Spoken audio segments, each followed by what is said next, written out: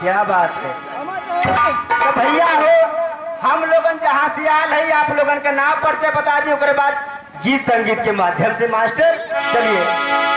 बाबा तेरे भाव धार दरत है का भलवा में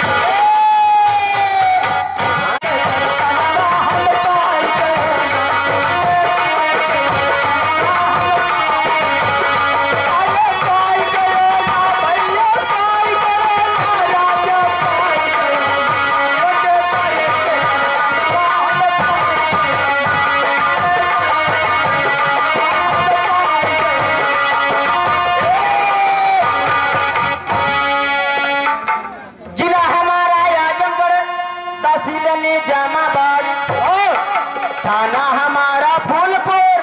फूलपुर के अगवा जगदीशपुर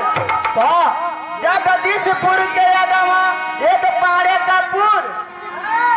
ताया बना मन रही माता